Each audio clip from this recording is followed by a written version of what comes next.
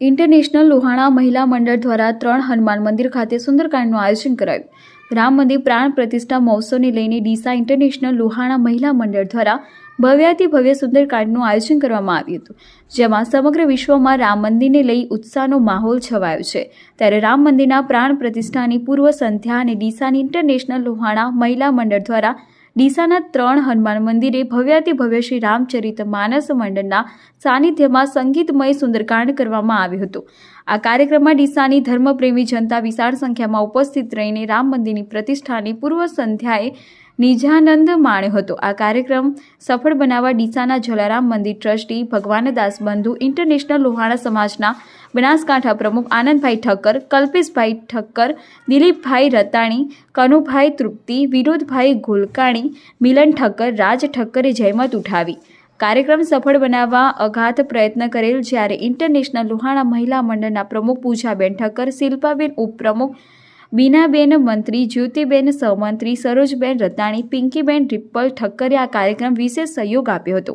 આ કાર્યક્રમમાં દીપ પ્રાગટ્ય બાદ સંગીતમય સુંદરકાંડ દરમિયાન રામ, લક્ષ્મણ, જાનકી, હનુમાનજીની વાજતે ગાજતે ફટાકડા ફોડી એન્ટ્રી કરતા ડીસા જાણે અયોધ્યા બન્યું હોય તેવો માહોલ સર્જાયો હતો. આ કાર્યક્રમ દરમિયાન સંતનું પ્રવચન તેમજ બાલિકાઓ દ્વારા રામ આએગે તે થીમ ઉપર નૃત્ય કરવામાં આવ્યું હતું. કાર્યક્રમમાં દરમિયાન રામચરિત માનસ મંડળ દ્વારા જલારામ ગૌશાળાને 1 લાખ રકમ અર્પણ કરાઈ હતી.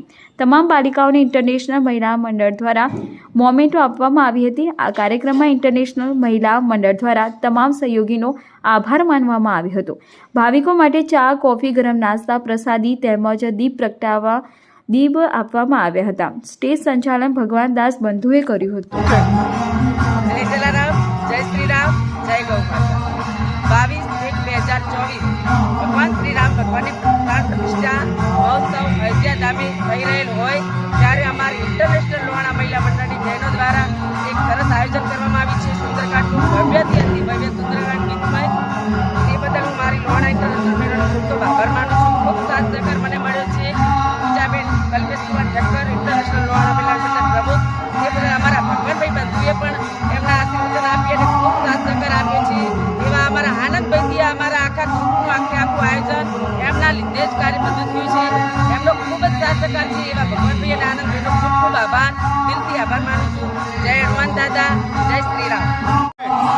22 જાન્યુઆરી અયોધ્યા ખાતે ભગવાન શ્રી રામનો રાજ્યાભિષેક, શ્રી રામ મંદિરની પ્રાણ પ્રતિષ્ઠા થનાર છે. એ નિમિત્તે 21 તારીખ રવિવારે ઇન્ટરનેશનલ લોહાણા મહિલા મંડળ દ્વારા આ ડીસાની સમગ્ર ધર્મપ્રેમી જનતાને સાથે રાખીને અહીંયા તીનમૂર્તિ હનુમાનજી મંદિર ખાતે રામચરિત માનસ મંડળ ડીસાના માધ્યમથી દિવ્ય સુંદરકાંડ પાઠનું આયોજન કરવામાં આવેલ છે.